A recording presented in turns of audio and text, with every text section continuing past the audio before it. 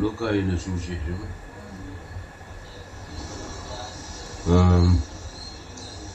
22ஆம் அதிகாரம் 52வது வசனம். பின்பு இயேசு நமக்கு விரோதமாக வந்த பிரதான ஆசாரியர்களையும் தேவாலயத்து சேனை தலைவர்களையும் மூப்பர்களையும் நோக்கி, ஒரு கள்ளனை பிடிக்க புறப்பட்டு வந்திருந்தது போல நீங்கள் பட்டயங்களையும் தடிகளையும் எடுத்து புறப்பட்டு வந்தீர்களே. அதாவது பின்பு இயேசு தமக்கு விரோதமாய் வந்த பிரதான ஆசாரியர்களையும் தேவாலய சேனை தலைவர்களையும் மூப்பர்களையும் நோக்கி, ஒரு கள்ளனை பிடிக்க புறப்பட்டு வருகிறது போல நீங்கள் பட்டயங்களையும் தடிகளையும் எடுத்து புறப்பட்டு வந்தீர்களே. இப்போ கல்லனை பிடிக்கிற மாதிரி தான் ஒரு பிசாசு உன்னை பிடிக்க வரான். இயேசு நம்முடைய பாவத்தை ஏற்றுக்கிட்டாரு, நம்முடைய அக்கிரமத்தை ஏற்றுக்கிட்டாரு, நம்முடைய சாபத்தெல்லாம் ஏற்றுக்கிட்டாரு. இப்போ கல்லனுக்கு ஒப்பா மாறுறாரு. கல்லனை எப்படிமா பிடிக்க வராங்க? போலீஸ்காரங்க கள்ளத்தனத்தை பண்ணிட்டாக்கா போலீஸ் தேடி வந்தா இல்லையா? கள்ளத்தனம், திருடு, கொலை, பண கொள்ளை, இந்த மாதிரி கல்லணங்களை பிடிக்கிறதுக்கு அதுக்கு போலீஸ் டிபார்ட்மெண்ட்டே இருக்குது. அந்த போலீஸ் டிபார்ட்மெண்ட் என்ன பண்ணுது? அவனை பிடிக்க வர்ற மாதிரி இயேசு பிடிக்க வந்தீர்களேன்றாரு. அதனுடைய அர்த்தம் என்னன்னா, நீ ஆதாம் ஏவாள் வழியா பாவம் செய்து தேவ மகிமேற்று போய் கல்லன் ஆயிட்ட. நீ புரியலையா? உன் கள்ளத்தனத்தை இயேசு ஏத்துக்கிட்டாருங்க. ஏத்துக்குமே அவரையும் பிடிக்க வராங்க. அதாவது அதனுடைய அர்த்தம். இப்போ உன்னை யாருமே பிடிக்க வரக்கூடாதுனாக்கா, அப்படியே பிடிக்க வந்தாலும் உன்னை யாரும் சேதப்படுத்த கூடாதுனாக்கா, நீ கல்லனா இருக்கக்கூடாது, நீ யாக்கோபா இருக்கக்கூடாது, இஸ்ரவேலா இருக்கணும். யாக்கோபுனா எத்த, இஸ்ரவேல்னா தேவனுடைய வாரிசு, தேவனுடைய பிரபு. இப்போ நீ யாக்கோபா இருந்தீனாக்கா, யாக்கோபு யாரு? ஏமாத்துக்காரன். எங்க போனாலும் ஏமாத்துற வேலை. போலீஸ் தேடி வருமா வராது? அவனை சொத்து ஏமாத்துது, ஆளுகள் ஏமாத்துது, இது ஏமாத்து வேலை பண்ணிடுது. அது ஆதாமுக்குள்ள பிறந்தீனாக்கா நீ ஒரு கல்ல, நன்மை தீமையிலே இருப்ப.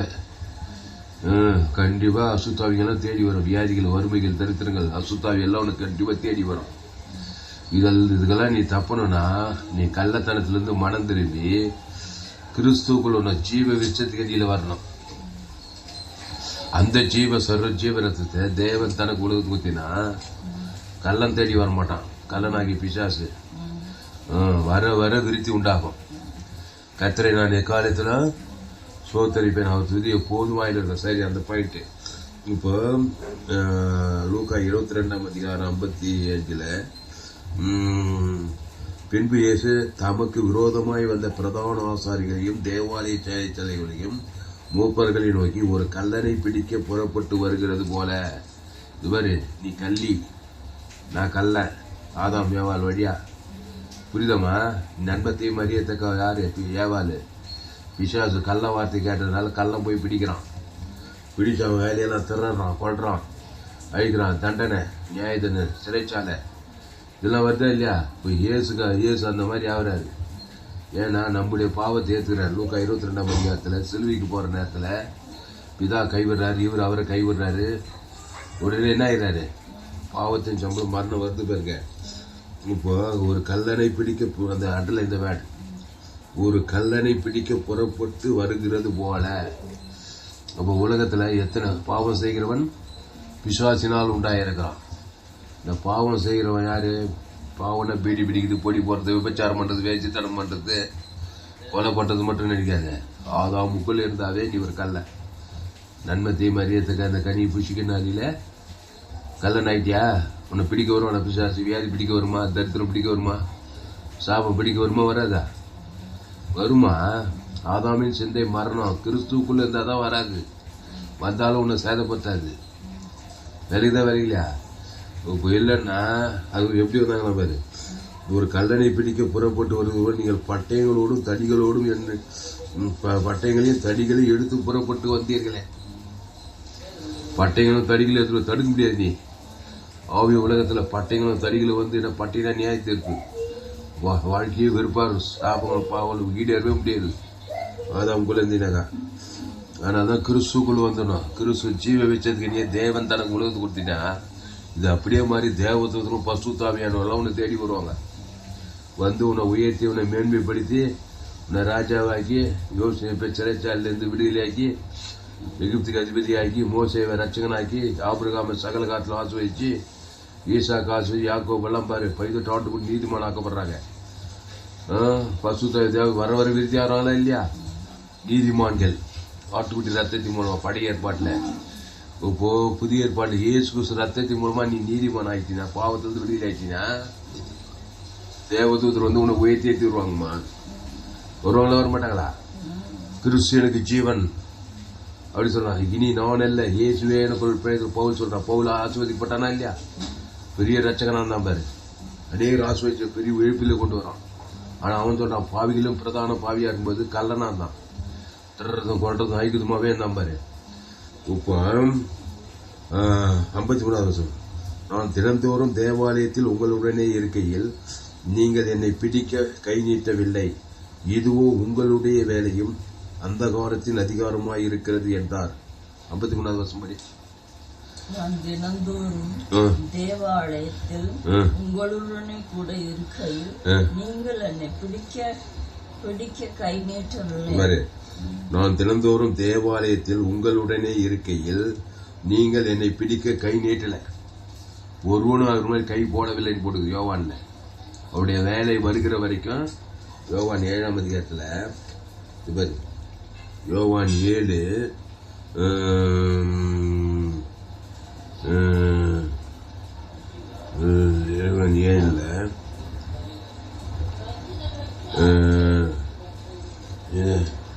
அவருடைய வேலை வருகிற வரைக்கும் ஒருவனும் அவர் மேல் கை போடுது. யோவான் 7:30.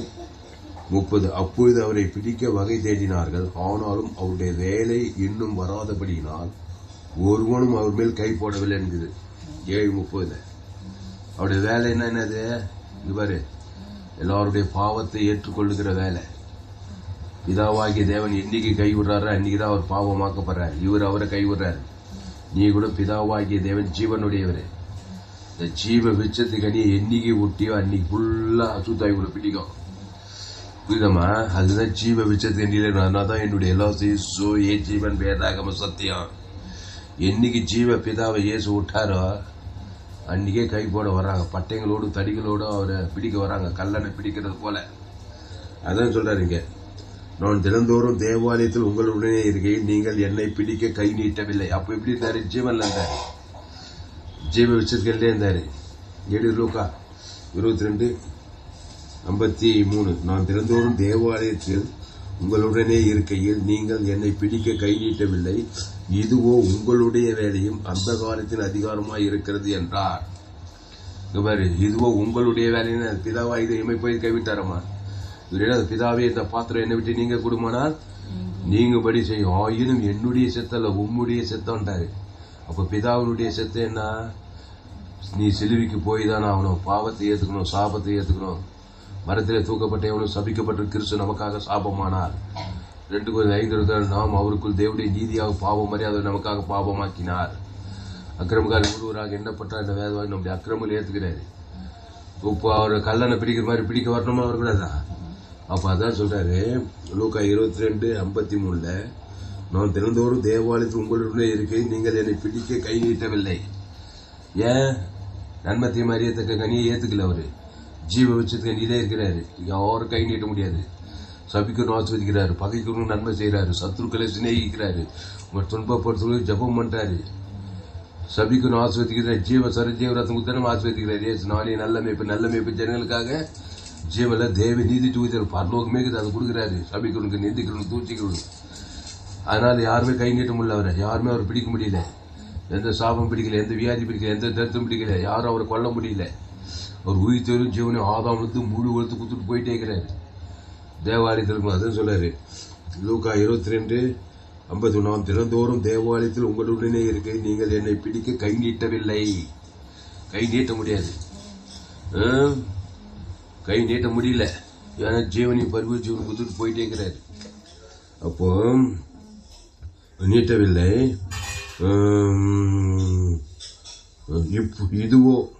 இதுவோ உங்களுடைய வேலையும் அந்த காலத்தின் அதிகாரமாக இருக்கிறது என்றால், இது ஒண்ணு என்னது, ஆதாம்குள்ள வந்துட்டாரு. இப்ப நீ எதுல இருக்கிற? நீ ஆதாம் சென்றிருந்தா உனக்கு அந்த காலத்தின் வேலையும் என்னது, இதுவோ உங்களுடைய வேலையும் பிசாசுடைய வேலை வந்துச்சு. இப்போ உன் வாழ்க்கையில் இருக்குது. ஆதாம்குள்ள பிசாசுடைய வேலை உன் வேலை, உன் வாழ்க்கையில அவனுடைய வேலை உன் வாழ்க்கையில நிறைவேறும். உன்னுடைய வேலை, உங்களுடைய வேலையும் அந்த காலத்தின் அதிகாரமா இருக்குது. அந்த காலம் அதிகாரமா வரும் உன் வாழ்க்கையில. நன்மை தீமை அறியத்தக்க கனியில இருந்தேன்னு வச்சுக்கோமா, நீ நைட்டு ஒரு நாள் ஃபுல்லா 24 மணி நேரம் என்ன வேலையா இருக்கும், அந்த காரமாவே இருக்கு. நாள் ஃபுல்லா போச்சு, வேஸ்ட் ஆகி போச்சு. அதனாலதான் கிறிஸ்துவுக்குள்ள நானே திராட்சை செடி, நீ கொடி ஒருவடி நிலம், என் வார்த்தைகள் அவனில நிலை தந்தால் அந்த காரியத்தின் வேலையா இருக்காது, பரலோகத்தின் வேலையா இருக்கும். அங்கதான் வர வர விரித்தடிக்கிறேன். அங்கதான் சரீர சுகம், பலன், ஆசீர்வாதம், ஐஸ்வர்யம் எல்லாம் வாழ்க்கையில வரும். ஜீவ வச்சதுக்கு நீலே இருக்கணும். சபிக்கணும், ஆஸ்வதிக்கணும், பகைகளுக்கு நன்மை செய்யணும், சத்துருவை செய்யணும், துன்பப்படி ஜபம் இயேசுவை கொடுக்கணும். தேவனுக்கு ஆதாம் முழு உலகத்தை குத்தினாக்கா அது பரலோகத்தின் வேலை, அந்த காரியத்தின் வேலையா இருக்காது. ஆச்சரியமான ஒலிக்குள்ள இருப்பேன். நம்ம என்ன பண்றோம், நன்மை தீமையிலே காலையிலேருந்து நைட்டு தூங்குற சுய நீதி, அநீதி, கவலை, பயம், வெறுப்பு, கஷ்டம் இருந்தாக்கா விசாசுடைய வேலையா போடும் அந்த நாள் ஃபுல்லா. அப்புறம் வாரம், அப்புறம் மாசம், வருஷம் ஃபுல்லா அந்த கட்சியில நியூ இயர் சர்வீஸுக்கு போகும்போது பார்த்தாக்கா வருஷ கட்சியில் 6000 ஒரு பைசா இல்லை காசு. அப்படி இருக்கக்கூடாது. அப்போ கிறிஸ்துவுக்குள்ளே இருக்கணும்.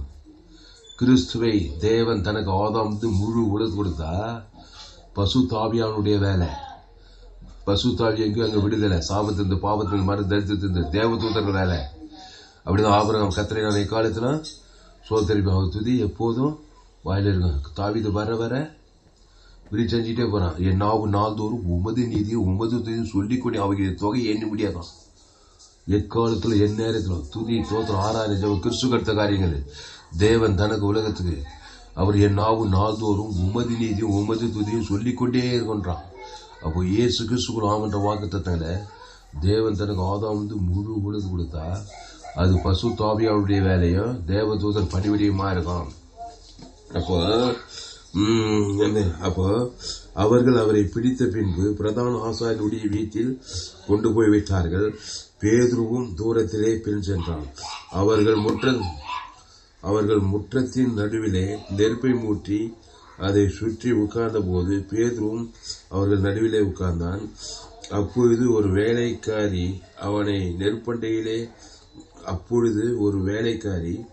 அவனை நெருப்பண்டையிலே உட்கார்ந்திருக்கையில் அவனை உற்று பார்த்து எவனும் அவனோடு இருந்தான் என்றாள். அதற்கு அவன் சிறியே அவனை அறியேன் என்று மறுதளித்தான். பாரு 50 படி தான் பாயிண்ட்.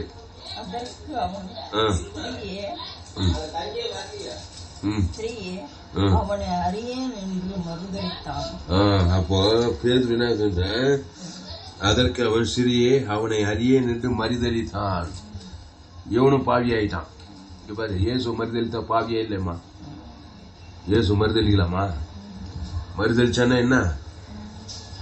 பாவி ஆயிட்டான இவனும் கல்லன் ஆயிட்டான் பாரு. இங்க பாரு, இது அர்த்தம் என்னன்னா, ஒருத்தன் சாபத்துல பாவத்துல மரணத்துல தரித்திரத்துல இருக்கிறான்னா அவனை மறுதளி கூடாது.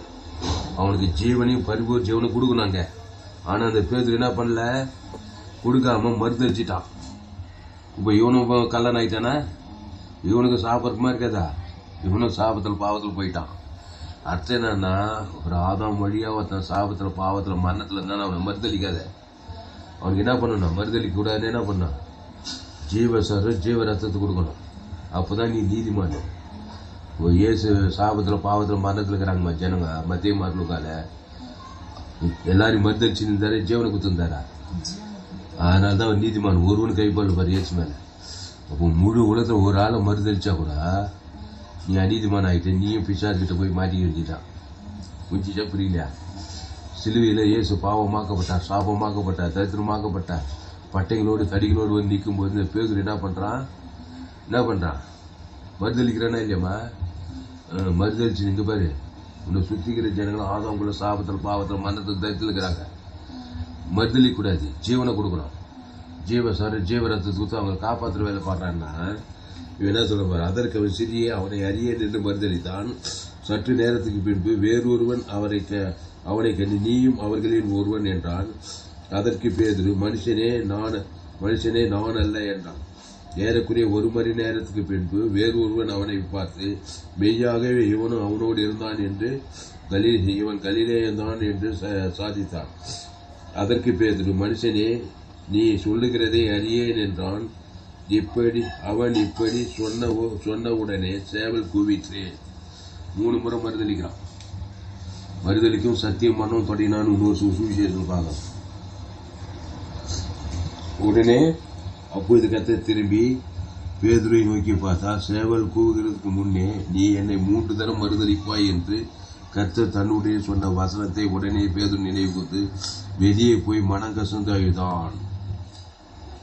அப்புறம் பாரு, இயேசுவை பிடித்து கொண்ட மனுஷர் அவரை பரியாசம் பண்ணி அடித்து அவரை கன்னத்தில் கட்டி அவருடைய முகத்தில் அறைந்து, உன்னை அடித்தவன் யார் என்று ஞான சிருஷ்டிக்காரன் சொல் என்று அவரை கேட்டது ஒன்றி மற்றும் அநேக தூஷண வார்த்தைகளையும் அவருக்கு விரோதமாக சொன்னார்கள். எல்லாம் வந்து அதுக்கு மேலே சாப பாவம் மண்ணெல்லாம் வந்து அதுக்கப்புறம் எப்படி ஜெயிச்சு வந்தாரு அந்த சிலுவைய. அந்த கள்ளத்தனத்துல இருந்து பாவத்திலிருந்து மரணத்திலிருந்து தரித்திரத்திலிருந்து ஜீவனை கொடுக்குறாரே இல்லையா. பிதாவே இவர்களுக்கு மன்னியும் சொல்லி பிதாவையும் குடிக்கிற ஆவி ஊற்றி ஜீவனை கொடுக்குறாரு. வீட்டாருக்கு ஆதாவும் முழுவது ஜீவரத்துக்கு தான் 3ஆம் நாள் பாவத்தை மாதிரி பாதாத்திலிருந்து ஏந்து வந்தார். போதுமாம்மா விளக்கம். இப்போ மறுதளிக்குது. எவனா சாபத்தில் பாவத்தில் மரணத்தில் தரித்திரத்தில் இருந்தானாக்கா அவனை சபிக்காது. பேர் என்ன பண்ண அவனை சபிக்கவும் சத்தியம் பண்ணவும் தொடங்கினான்னு மத்திய இருக்குது அந்த வச்சனம்.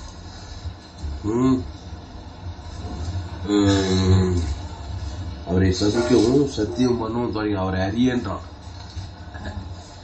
அப்படி சொல்லக்கூடாது யாரு நீ. அப்படி சொன்ன அங்கேயே ஃபெயில் ஆயிட்ட நீயும் நியாயத்திற்கு கால ஆயிட்ட. அப்ப என்ன பண்ண நீ அறியன்னு சொல்லக்கூடாது, ஜீவனை கொடுக்குறேன்னு சொல்லணும். மறுதளிக்கூடாது. மறுதளிக்கிறதுக்கு பதிலாக இயேசு யாராவது மறுதளிச்சார் மத்திய மாட்டில் உட்காரு. எல்லாம் சாபத்தில் பாவத்தில் மரணத்தில் தரித்திருக்கு யாரையாவது மறுதளிச்சாரா? பற்று ஜீவனை கொடுத்தா இருப்பாரு. நல்ல மேய்ப்பன் ஜனங்களுக்காக ஜீவரசத்தை தேவன் தனக்கு கொடுத்துட்டு அவனை காப்பாற்றுற வேலையை பார்க்குறாரு. மறுதளிச்சுட்டு பிசாசிக்கிட்டே விட்டுக்கூடாது ஜனங்களை. மனைவி மறுதளிக்குது, புருஷனும் மறுதளிக்குது, பிள்ளைங்களை மறுதளிக்குது இல்லைன்னா அவன் ரட்சகன் கிடையாது. அவன் ரட்சகன். அவன் உலகத்துக்குள்ள பூமிக்கு உப்புனா கெடாமல் பார்த்துக்கணும். அப்போ பிசாசின் வல்லமில் அகப்பட்டிருந்தா ஜனங்க உன் மனைவி பிள்ளைங்க உன் குடும்பத்தார் இனத்தார் சபையாரான ஜீவரத்துக்கு தேவன் தனக்கு ஆதம் அசுத்தாயத்தை பசுத்தாயத்தை அவனை காப்பாற்றுற வேலையை பார்க்கணும். மறுதளிச்சுனாக்கா நீயே தப்பாயிட்ட. கட்சியில் அவனும் பிசாசுக்கிட்ட மாட்டினா நீயும் பிசாசுக்கிட்ட மாட்டிட்ட. இப்போ இயேசு சாபமாக்கப்பட்டார், பாவமாக்கப்பட்டார்.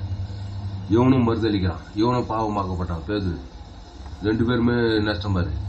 அப்போ என்னத்தை பண்ணணும்னாக்கா ஜீவ ரத்தத்தை கொடுக்கணும். நீயும் பாதுகாக்கப்படும், அவரையும் விடல. அதனால விண்ணப்பம் பண்ணுகிற உண்டோ என்று கண்டாராம் சிலுவையில். ஒருவனும் இல்லை என்று கண்டு அது பேதுருவே மறுதளிக்கிறான். எனக்கு தெரியாது அவனை சபிக்கும் சத்தியம் பண்ணணும். யாருமே இல்லை பாரு விண்ணப்பம் பண்ண. விண்ணப்பம் ஜீவனை கொடுக்குதுமா.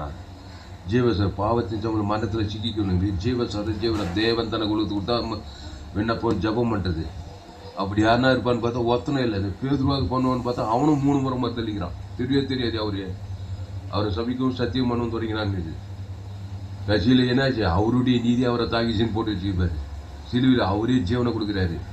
அவர் பேர் சொல்லி பிதாவுடைய ஆபித்தி ஜீவரத்தான். ஆதாம் வந்து முழு பாவத்துக்கு சாபத்துக்கு மரணத்துக்கு பாதத்துக்கு நிவர்த்தி பண்ணி 3ஆம் நாள் வெளியே வந்துட்டாரு. குஞ்சிஷா புரியலையா? அப்போ என்ன பண்ணா மறுதளிச்சுனாக்கா நீயும் தோத்த, அவர் எல்லாம் தோத்து போச்சு. அப்போ பேதுரு இயேசு மறுதளிச்சான்னு நீ பெருசாக பேசிக்கிற. ஆதாமுக்குள் பிறந்த ஒரு மனுஷனை நீ சபிச்சாலும் நிதிச்சாலும் தூய்ச்சாலும் நீ அவனை மறுதளிக்கிற. நீயும் குற்றவாளி.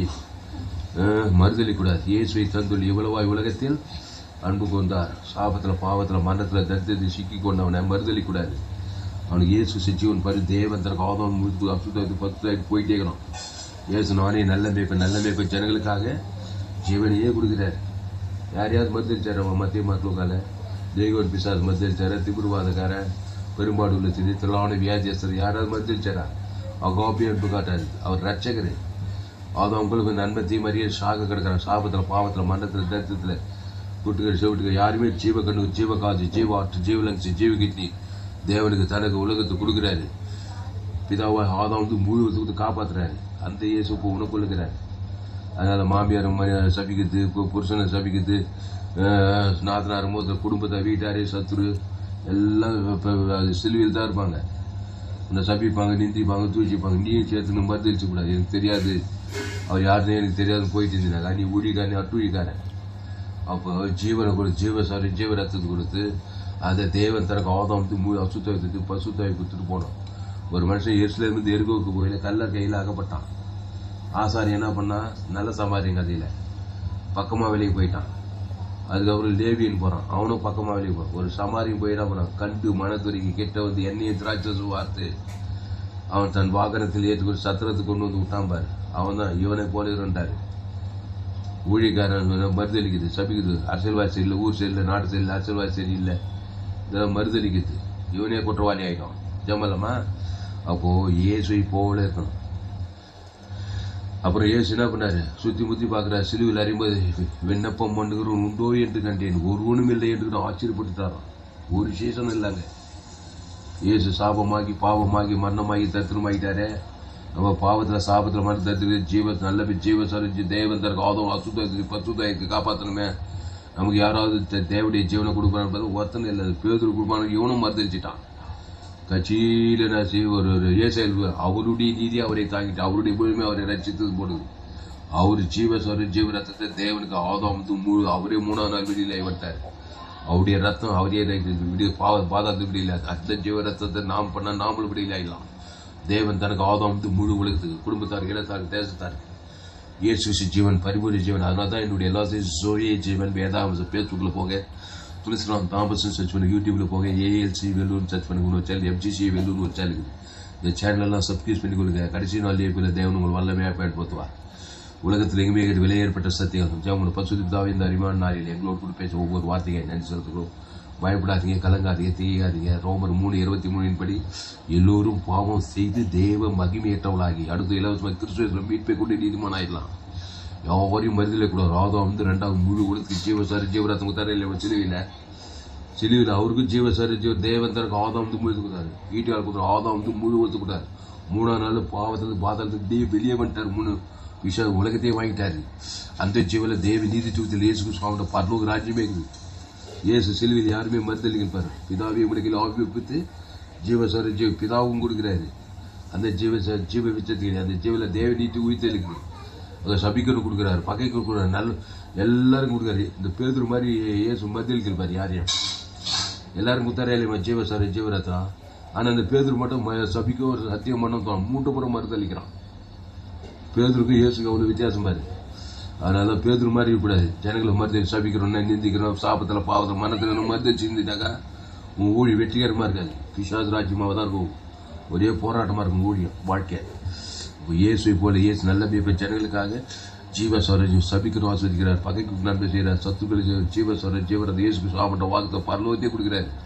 ஆதாம் முழு உழுத்து கொடுக்குறாரு, இடைவிடாமல் கொடுக்குறாரு, எக்காலத்தை கொடுக்குறாரு, சோத்து போவாங்க வாய்நாள்லாம் கொடுக்குறாரு. பாவன்ட்டு மரத்தில் வெளியாகி வெளியே வந்துட்டார்.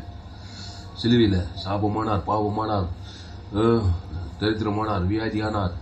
எல்லாருடைய சாபத்தையும் பாவத்தையும் மரணத்தை ஏற்றிட்டு தலைமையில் கவிச்சு கவலை பிதாவே படிக்கல ஆபிச்சு ஜீவஸ்வர ஜீவரத்தை ஈட்டியாக இருக்குது. ஆதாம் ஜீவஸ்வர இயேசு சாப்பிட்ட வாக்கு பிதாவே மன்னிச்சு தேவ நீத்து இயேசு வாய்நாள்லாம் கொடுக்குறாரு. பாவன்ட்டு பாத அங்கு ஜீவஸ்வர ஜீவரத்தம் பாதாத்து பசுத்தாய் சாவுக்கு உயிர் தேவதத்தை கல்லப்பட்டு வானத்தை சாங்கிற இந்த ஜோயே ஜீவனை உலகமெல்லாம் போய் பிரசங்கம் பண்ணு. அதுதான் நம்முடைய செய்தி.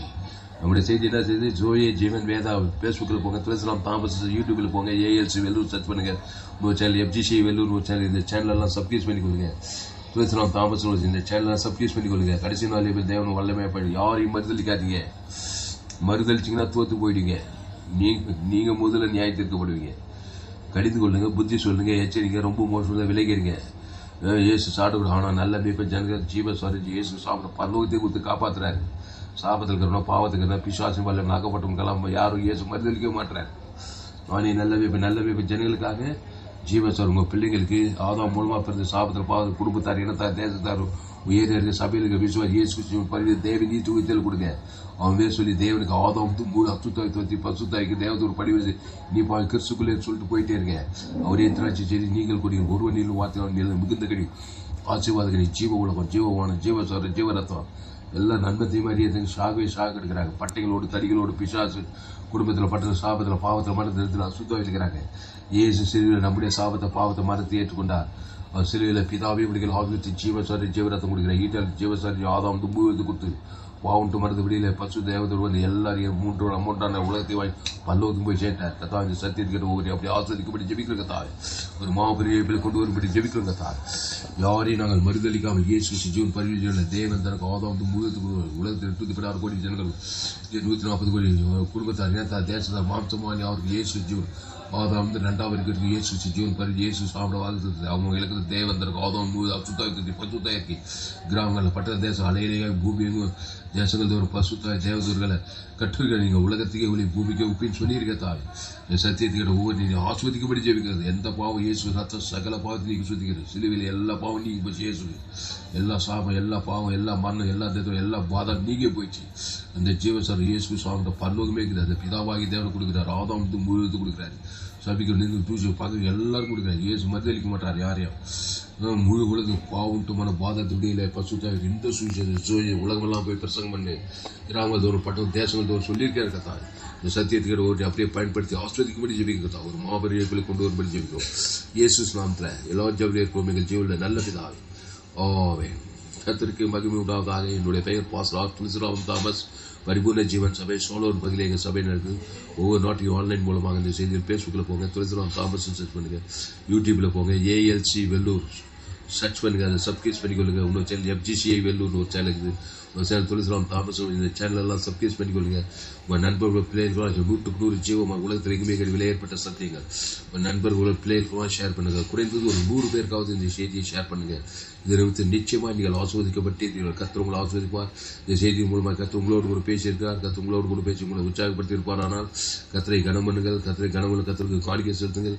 கர்த்தருக்கு காணிக்கை செலுத்த விருப்பம் இருந்தால் என் Google Pay number 7339586648. God bless you. கர்த்தர் உங்களை ஆஸ்வதிப்பாராக. இந்த செய்தி 7/5/2026 பரிபூர்ண ஜீவன் சபையிலே கொடுக்கப்பட்டது. செய்தியை மறுபடியும் கேளுங்க. உங்கள் நண்பர்களுடைய பிள்ளைகளுக்கு ஷேர் பண்ணுங்கள். குறைந்து ஒரு 100 பேருக்காவது இந்த செய்தியை ஷேர் பண்ணுங்கள். யூடியூப்பில் போயிட்டு ALC வெள்ளூர் சேனலை சப்ஸ்கிரைப் இன்னும் ஏராளமான செய்திகள் கேளுங்க. கடைசி நாள் எவ்வளோ தேவன் உங்களை வல்லமையாக பயன்படுத்துவார். ஒரு சேனல் FGCI வெள்ளூர் ஒரு சேனல். இந்த சேனலெல்லாம் சப்ஸ்கிரைப் பண்ணிக்கொள்ளுங்க. கர்த்தருக்கு காணிக்கை செலுத்துங்க. கர்த்தர் உங்கள் வாழ்க்கையில் மாபெரிய பிள்ளை நிச்சயம் கொண்டு வருவார். கர்த்தர் உங்களை ஆஸ்வதிப்பாராக. ஆமென்.